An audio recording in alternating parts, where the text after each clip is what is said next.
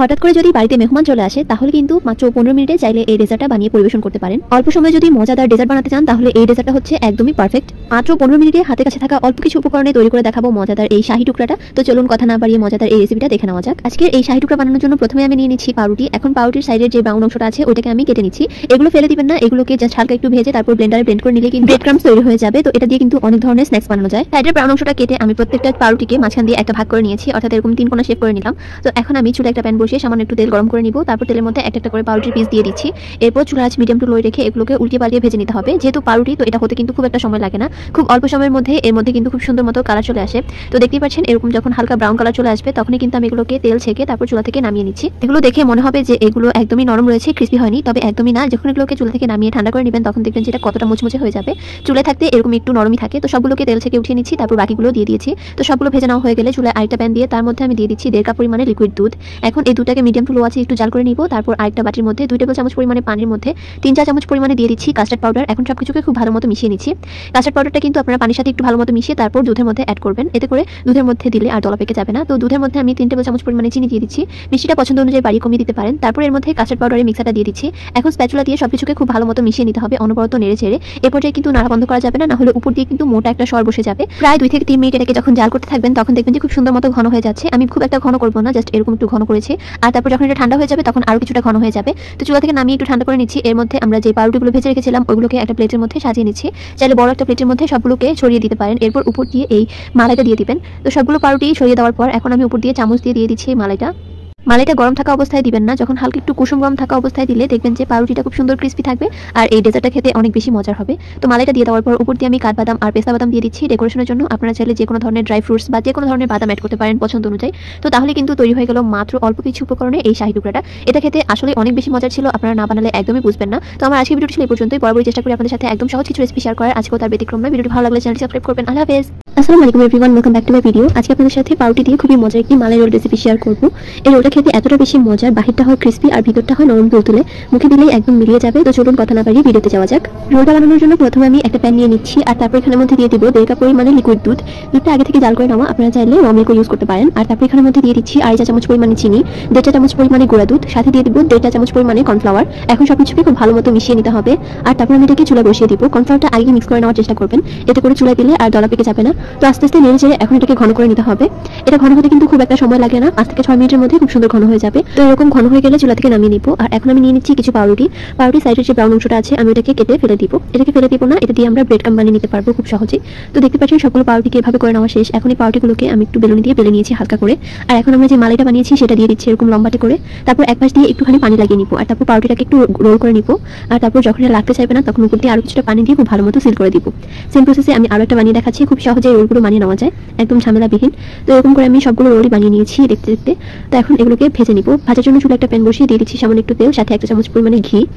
এই স্ন্যাক্সগুলো ভাজতে কিন্তু খুব একটা তেলের প্রয়োজন হয় না, দেখতে পেয়েছেন একদম অল্প কিছুটা তেল দিয়ে তারপর আমি পাউরুটিগুলোকে বসিয়ে দিচ্ছি। তারপর 2 থেকে 3 মিনিট এক পাশ হয়ে গেলে আরেক পাশে আমি উল্টে নিব।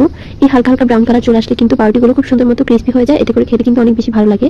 তো মাঝে মাঝে কিন্তু তেলের প্রয়োজন হতে পারে, আপনারা অল্প একটু করে তেল দিয়ে দেবেন। তো এরকম যখন লালচে কালার চলে আসবে আমি চুলা থেকে এগুলোকে নামিয়ে নিচ্ছি।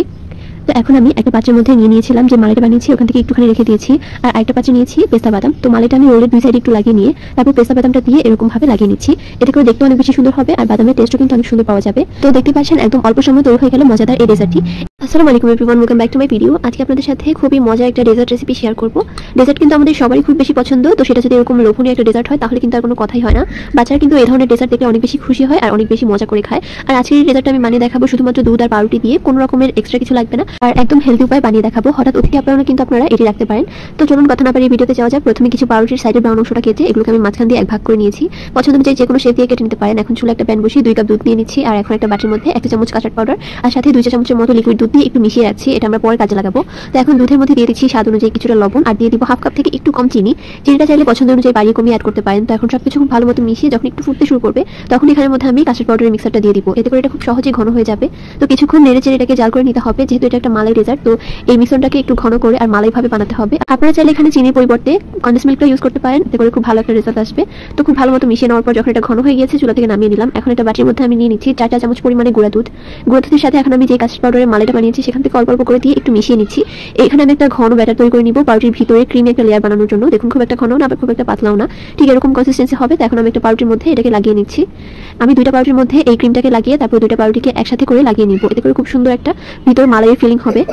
তো এরকম ভাবে আমি সবগুলো পাউরুটিকে বানিয়ে নিয়েছি। তো এখন আমি এক একটা পাউরুটি নিয়ে নিব আর তারপর আমি এক বাটি দুধ নিয়ে নিয়েছি। তো এখন দুধের মধ্যে এই পাউরুটিগুলোকে খুব ভালো মতো ডিপ করে নিব। এতে করে পাউরুটির ভিতরে দুধ প্রবেশ করে যাবে, পাউরুটিগুলো অনেকটা সফট হয়ে যাবে আর দুধের একটা খুব সুন্দর একটা ফ্লেভার অ্যাড হবে। এতে করে খেতেও কিন্তু অনেক বেশি শাহি একটা ভাব আসবে আর খেতে অনেক বেশি মজার হয় ডেজার্টটা। এটা আপনারা একবার হলো বাসায় ট্রাই করবেন, খুবই মজার হয় ডেজার্টটা। তো এরকম করে দুধের মধ্যে সোপ করে নেওয়ার পর এখন আমি যে কাস্টার্ড পাউডারের মালাইটা বানিয়েছি সেটা উপর দিয়ে দিব। এই মালাইটা মূলত উপর দিয়ে দেওয়া হয়, ভিতরে আর দেওয়া হয় না। এতে করে বাহির দিক দিয়ে খুব সুন্দর একটা মালাই ভাব আসে, খেতেও খুব ভালো হয়। এখন উপর দিয়ে আমি কিছুটা পরিমাণে কাঠবাদাম, পেস্তা বাদাম আর কিছুটা পরিমাণে চেরি ফল দিয়ে ডেকোরেশন করে নিচ্ছি। ডেকোরেশনটা সম্পূর্ণ আপনাদের উপর ডিপেন্ড করে, আপনারা চাইলে যেভাবে খুশি ওভাবে ডেকোরেশন করতে পারেন। চাইলে ড্রাই ফ্রুটস বা বিভিন্ন ধরনের বাদাম অ্যাড করতে পারেন, এতে করে আরো বেশি হেলদি হয়ে যাবে। তো দেখতেই পাচ্ছেন মজাদার লোভনীয় ডেজার্টটি একদম রেডি। আসসালামু আলাইকুম everyone, welcome back to my video. আজকে আপনাদের সাথে খুবই সহজে পাউরুটি আর আলু দিয়ে তৈরি করে দেখাবো বিকালের জন্য ঝটপট নাস্তা।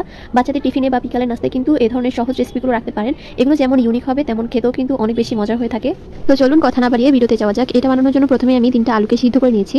তো সিদ্ধ করে নেওয়া আলুটাকে এখন আমি খুব ভালো মতো ম্যাশ করে নিচ্ছি। চাইলে হাতের সাহায্যেও খুব ভালো মতো ভর্তা করে নিতে পারেন। তো খুব ভালো মতো এটাকে ম্যাশ করে নেওয়া হয়ে গেলে তারপর আমি হাত দিয়েও কিছুটা মথে নিব। আলুর মধ্যে যেন কোনো রকমের লাম্পস না থাকে সেই দিকটা খেয়াল রাখতে হবে। তো খুব ভালো মতো এটাকে আমি ম্যাশ করে নিয়েছি। এখন এই আলুর মধ্যে আমি দিয়ে দিচ্ছি কাঁচা পেঁয়াজ। এখানের মধ্যে আমি হাফ কাপ পরিমাণে কাঁচা পেঁয়াজ অ্যাড করছি। পেঁয়াজটা খুব ভালো মতো কুচি করে নিতে হবে আর সাথে দিয়ে দিব 3টার মতো কাঁচামরিচ কুচি, সাথে দিব হাফ চা চামচ জিরার গুঁড়া, হাফ চা চামচ মরিচের গুঁড়া, স্বাদ অনুযায়ী লবণ আর একটা নুডলসের মশলা। তারপর সবকিছুকে খুব ভালো মতো মিশিয়ে নিতে হবে। একদমই কম মশলায় তৈরি করে নেওয়া যায়। একদম হাতে কাছে যে ধরনের মশলাগুলো আমাদের প্রতিদিনই প্রয়োজন হয় বা প্রতিদিনই থাকে ওই রকম মশলা দিয়ে কিন্তু এই রেসিপিটা বানিয়ে দেখেছি। তো আলুর সাথে সবকিছু খুব ভালো মতো মিশিয়ে নেওয়া হয়ে গেলে আমি নিয়ে নিচ্ছি পাউরুটি। তারপর পাউরুটির মধ্যে আমি টমেটো সস দিয়ে দিচ্ছি আর তারপর চামচ দিয়ে সব সাইডে খুব সুন্দর মতো স্প্রেড করে দিব। এরপর এই ব্রেডের উপরেই আমি দিয়ে দিচ্ছি যে আলুটা আমরা মেখে রেখেছিলাম সেটা। এখন হাতের সাহায্যে এই আলুটাকে খুব সুন্দর মতো পাউরুটির সব সাইড দিয়ে ছড়িয়ে দিতে হবে।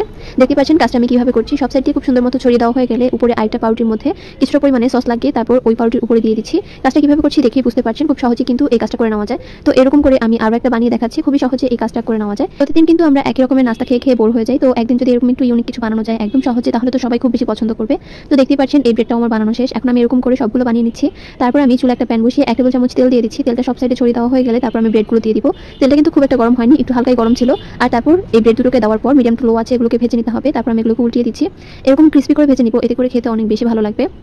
আর যেহেতু পাউরুটি দেওয়া হয়েছে পাউরুটি কিন্তু তেলের মধ্যে দিলে খুব সুন্দর কালার চলে আসে। তো চুলা থেকে নামিয়ে নিচ্ছি, অনেক বেশি ক্রিস্পি ছিল। এখন এগুলোকে আমি ছুরি দিয়ে তারপর কেটে নিচ্ছি। আর দেখতেই পাচ্ছেন কতটা লোভনীয় হয়েছে, খেতেও কিন্তু অনেক বেশি মজা হয়েছে। বাচ্চাদের টিফিনে কিন্তু চাইলে আপনারা এই ধরনের নাস্তাগুলো রাখতে পারেন, দেখবেন অনেক বেশি পছন্দ করবে। আল্লাহ হাফেজ।